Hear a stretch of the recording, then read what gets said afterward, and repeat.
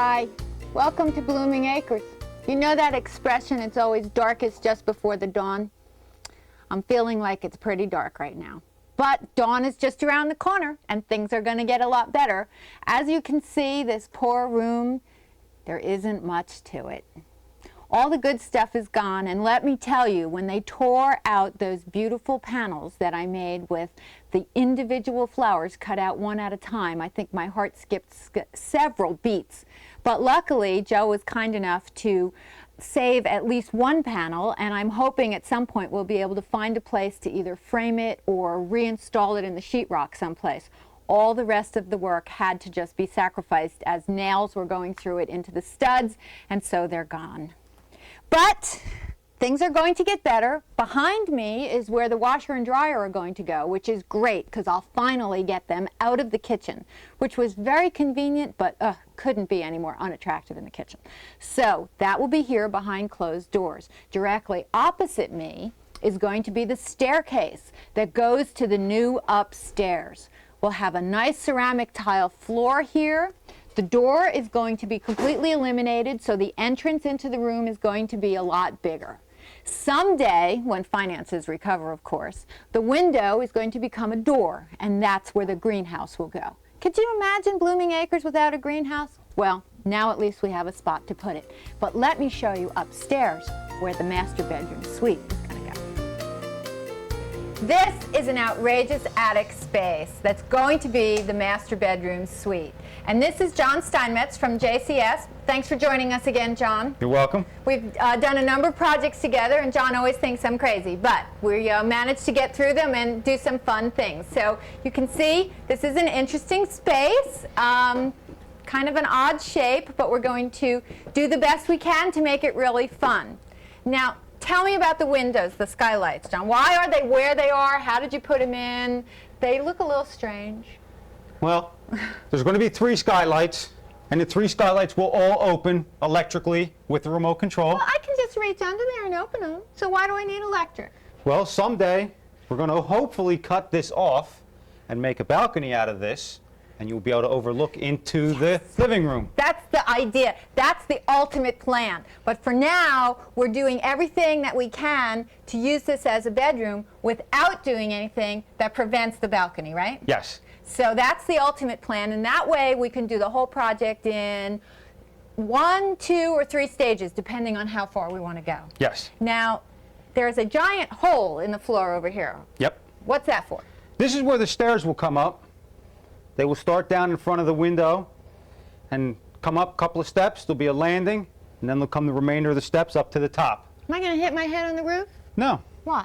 Because we're going to tear this off and put on a partial second floor. And I'm going to get the closet I've always dreamed of. There's going to be a huge closet for me, right? Absolutely. Like, I can have all Imelda Marcos' shoes in there, right? It's going to be really big. And there's going to be a spot on the other side for a bathroom, ultimately. Ultimately. Yeah, but I can't afford it right now. Nope. But we're going to make the space, right? We're going to have the space, and it'll all be ready to go. So that if, when things come back together, as most families, you don't always have a whole lot of money at once, we'll be able to do that in one separate section. Yes. Okay, so the best part about this is the deck. Now, John built that deck. That was the first project you did for me, right? Yes. That was what, about 5 years ago? I think so, yes. And it was the second floor of the porch. And all this time, the only way we could use it is if we climbed up the pull-down stairs, which, let me tell you, we didn't use it a whole lot. But now it's going to be directly off this bedroom. So let me show you. This is fantastic. This will be a private, adult-only space for Tommy and I.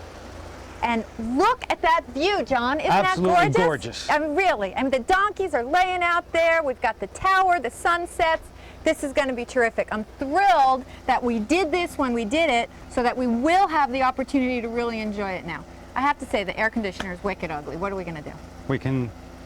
Hopefully we can make some sort of a cover to cover over it. For most of the year. For a good portion of the year, so it won't be quite as obtrusive sticking out there. And what about this side? Can we get another little window in here or something? We need all the light we can get in there. Well, we're going to put a small octagon here that will open up, which will give us a little bit of additional ventilation. And can I paint it red to match? This will be a wooden window that can be painted red to match. And look, you gave me a hose thing. What do we call that? A hose bib. A hose bib, so that when I put plants out here, I don't have to worry about getting water. Right, we can just have a short hose and ready to go. Okay, now the only thing I'm not happy with is this wood looks like really awful, horrible, gray beige. It was cedar wood. What can we do? We got to perk it up, and I don't want to paint it. What can we do? Well, you can try power washing it. Get someone that really knows how to use a power washer, because cedar is soft and it will Yeah, you can scour it with the pressure from the water. Yeah, well, we don't want to do that. And then hopefully put some sort of water treatment or preservative on it again and Should make it look a little better. Should I stain it? You think that would be a good idea? You could try staining it, yes. You'd have to try a couple of different things, maybe in an unobtrusive corner. And yeah, and I have storage under here, so if I put furniture out here, we can tuck it into the corners.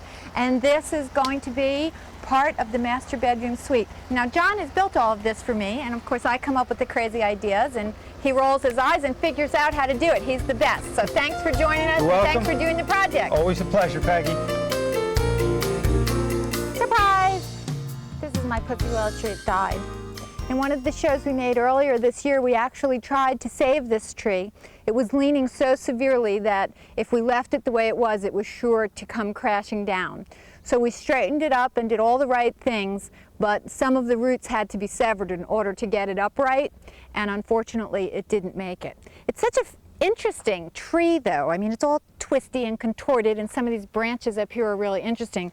I don't think I want to send it out to go to the chipper. I think I want to save it and see if I can't come up with something really interesting. If I trimmed off some of the thinner branches and left some of these more major branches, I think I could spray paint it red and maybe have vines grow up it, put it in a bucket with some concrete, and then maybe allow it to be the support for something else.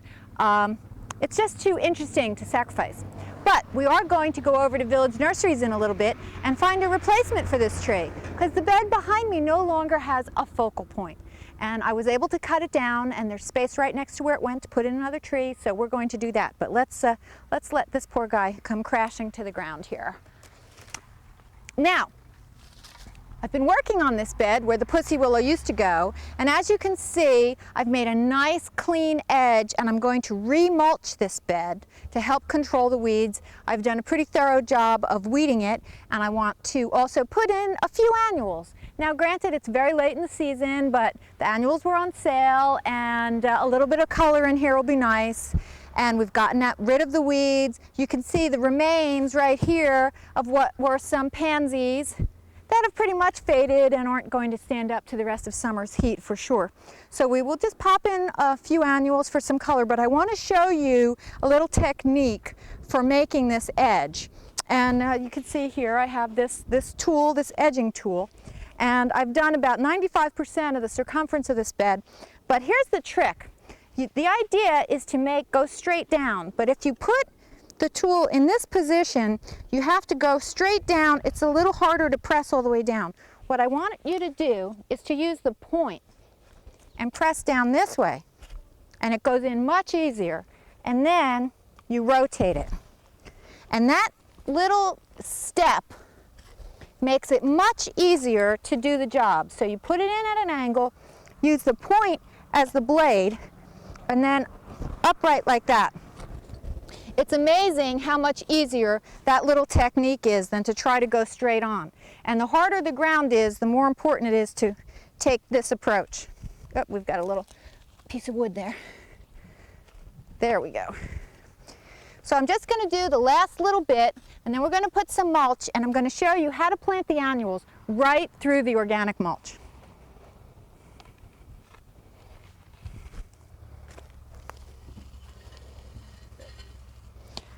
Well, you can see here, we pulled out the little pansy, and I'm covering it with wood chips. Now, very convenient, I had a mulch pile right next to this bed, makes life easy.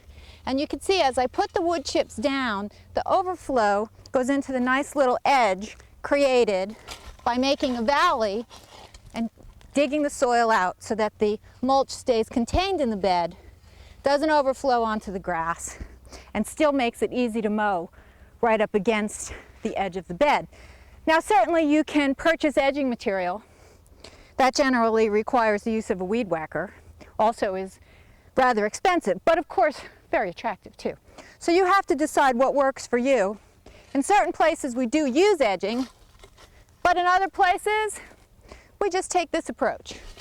Now, one of the nice things about this approach in general is when you use an organic mulch, you can plant right through the mulch. Now, I have here a bunch of what's called annual Vincas, which in fact are not really Vincas at all.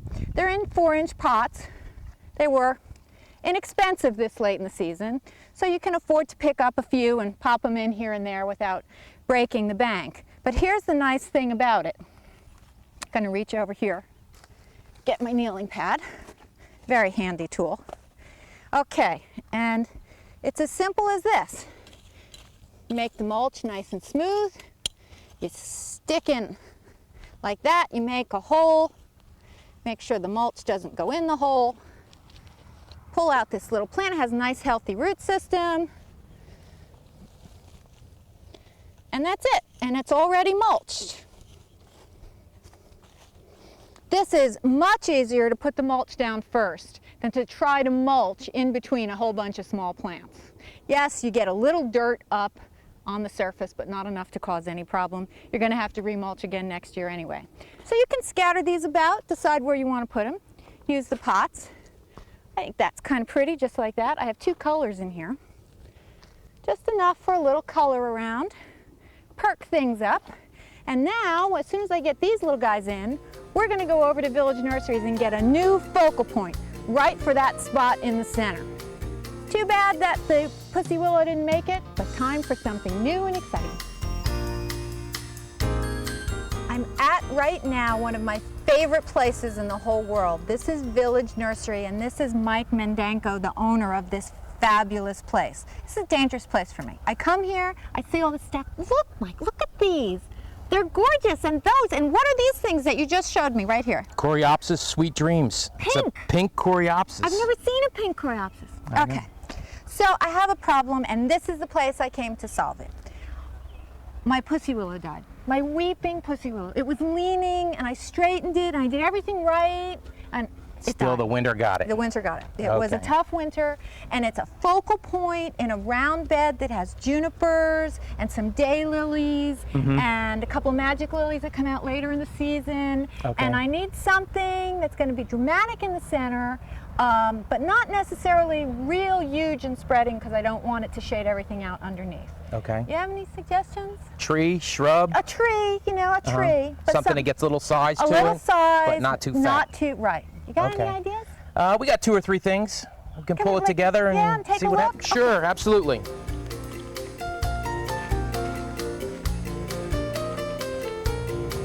Okay, Mike, I need every one of these. They're purple. Okay, we'll give you 2 of every one. Two of their, oh boy, these are great. It's just, like I said, this is a dangerous place. All right, what have you got for me over Okay, here? Peggy, we pulled out a few different things that'll bloom at different times, that'll grow in different shapes, hopefully come close to the Pussy Willow in terms of ornamental value for you. Right, okay. What I have down on the end here is something that's very different from the Pussy Willow in that it blooms in the summertime. This is Stewartia Pasueto Camellia. Yeah, they're gorgeous. Yeah, it blooms in the summer, white flowers, orange centers, very different. I love them. I got a gorgeous one. Oh. I got it here. I don't remember. I It guess was it's been a while ago. Well, you know, we've been coming here a long time. Okay, well- it's a good choice. It's one of my favorites.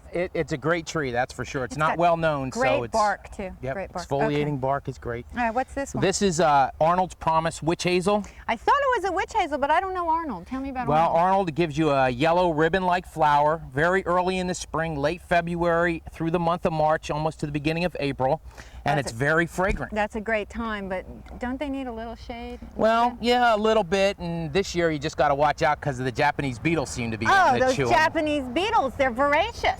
They're like monsters. Everything, they're chewing down. Well, It's been the a struggle. spot that I've got, Mike, blazing sun. Okay. Blazing. I mean, not even a hint of shade. Okay. So I'd be afraid this little guy would turn into a crispy critter. Okay. Yeah. Okay, well, let's try some of these then. Okay, this is a beauty. In the Let's- back, this is a snow fountain weeping cherry. So it's an early spring bloomer Oh, with and- lots of white flowers. It's not going to get real big. And the it'll be a shape nice is centerpiece. very reminiscent of the shape of the weeping pussy willow. Exactly. Except I've got one. Oh. It's hard. I'm on Blooming Acres. You've got you know. everything, No, I'll tell not you. everything. Now, Not what's most. this? Well, this, I thought we could maybe go a different way, and this is actually a It's soft. deciduous tree. This is a bald Looks like cypress. an evergreen. It's an evergreen, but it's you not. You know what I thought it was? I thought it was a dawn redwood, Metasequoia glyptostroboides. No, this is Taxodium distichum, so It it's kind of looks like that. You know how I know? I got a You dawn got one redwood. already, Well, huh? I've got a dawn redwood, and it kind of has the same look. It's only a few feet away. Okay. And this is a beauty, but I yeah, got one. early spring. I'm going I for know, the same I know, thing as the. and I love the heart-shaped leaves, which gives, you know, nice Right. interest all year. But you've got one already. I got one. Okay. Yeah, I've got well, one. I got one more chance then. Okay, one more. I've got Magnolia butterflies. Wait a minute. Okay. Magnolia, but is that the yellow one? That is the yellow. Whoa, okay, It's let's the one check where it the out. yellow flowers come on the ends of the branches and they flutter in the wind and look like butterflies early in the spring. I don't have one of these. I can't believe it. I have several different magnolias. I've got a Bracken's Brown Beauty that I got from you years ago. I've got Betty, who's a real pretty deep burgundy almost bud that opens white late in the season. But, oh, and I have a Dr. Merrill. Okay. Okay, but none of them. So you have Star, you have Salingiana, and you have a southern type. I don't have a But yellow. you don't have this. This is in the cucumber tree type of magnolia. And according to Michael Durr, one of the best yellow magnolias going. This is it. That's the one, huh? This is coming home to Blooming Acres. Okay. Thanks for finding it, Mike. No problem. We've got Okay. lots of different stuff for you here. Always something fun. Okay.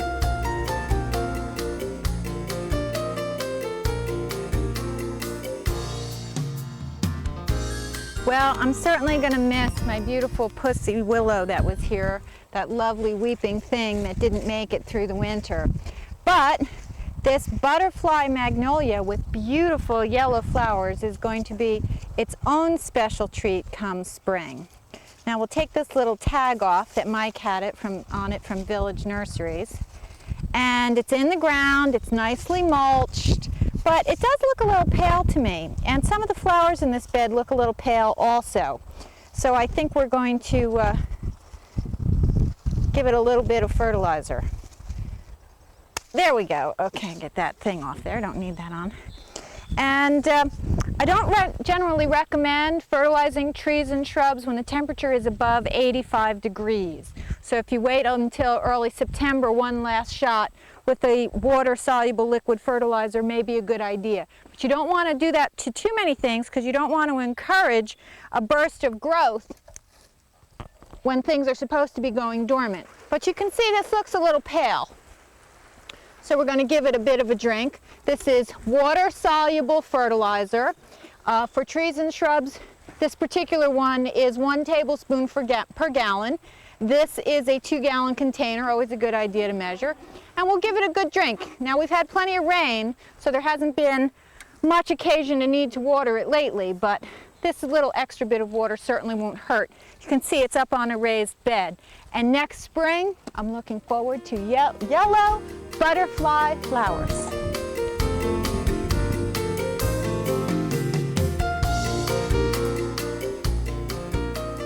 Blooming Acres is under an enormous renovation right now. We're putting on the 2nd floor, but it all started by moving our daughter Kira into this room.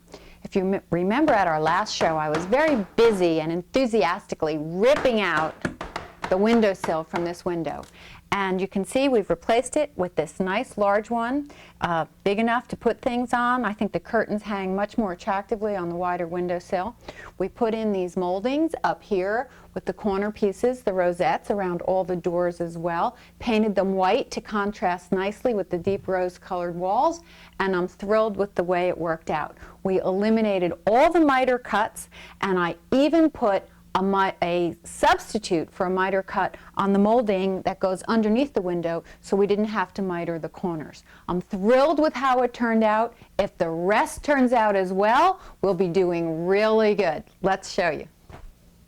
Now over here you can see that the plumbing is already installed. This will be closed off with doors that swing open, and behind me will be an enormous linen closet.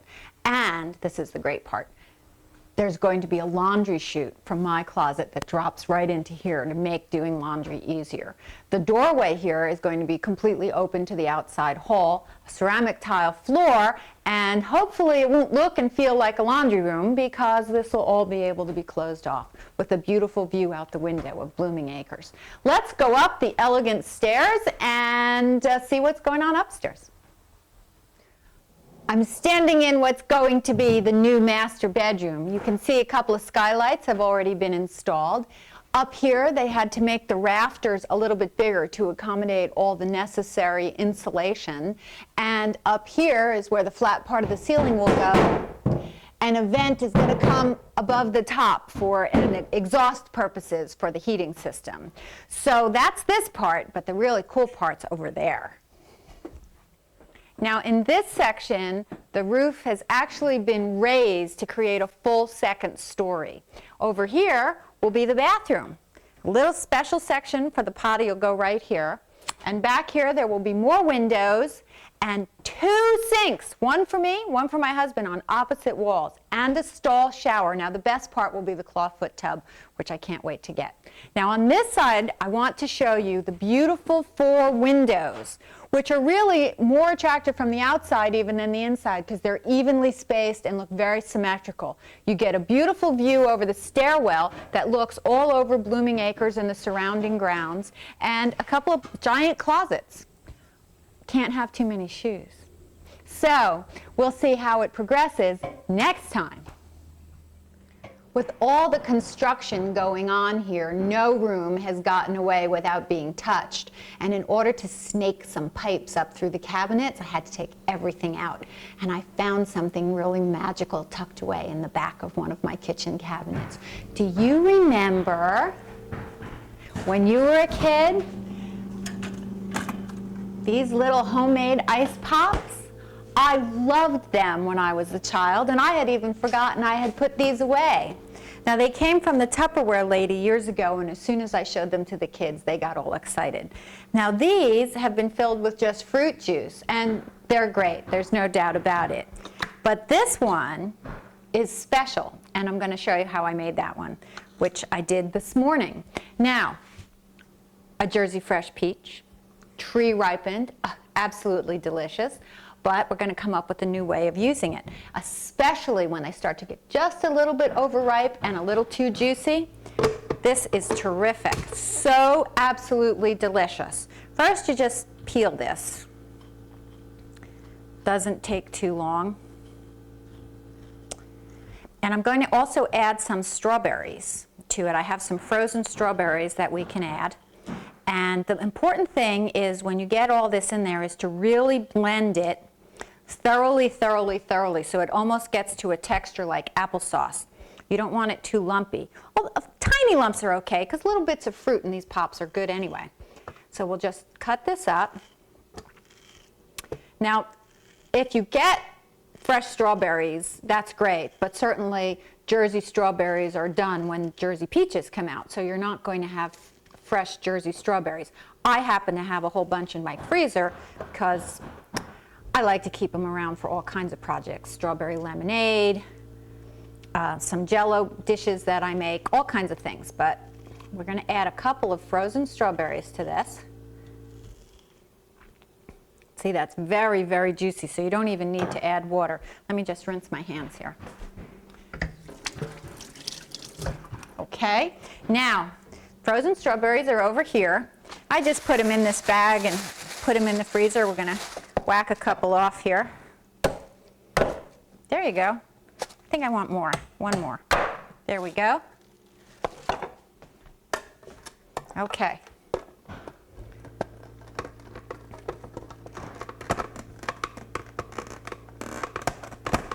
Okay, here we go.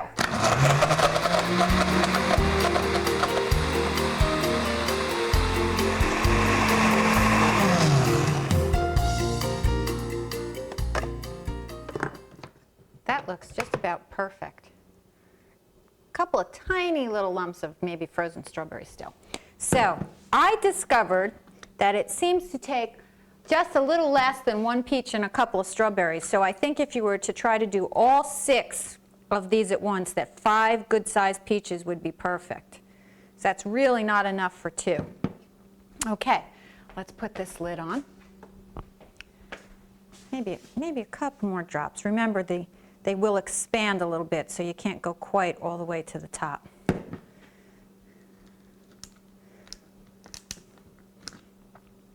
Snap this on and stick it in the freezer. Now I'm going to try this one because this one's frozen.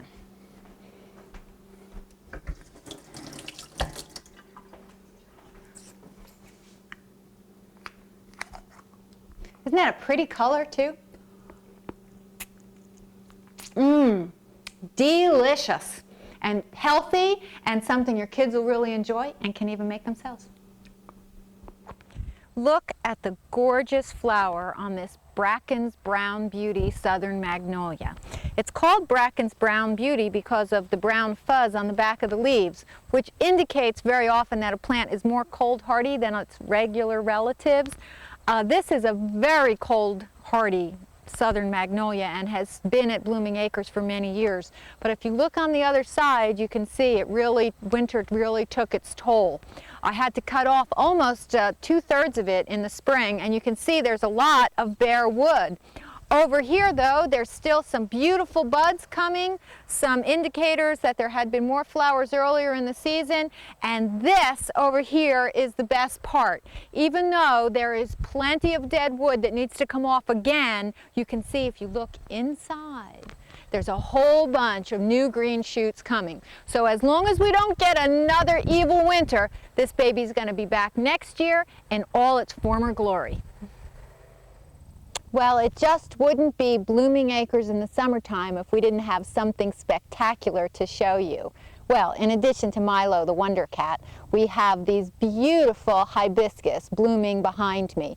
Each flower lasts only a day, so you can just imagine how many blooms are actually on this hedge.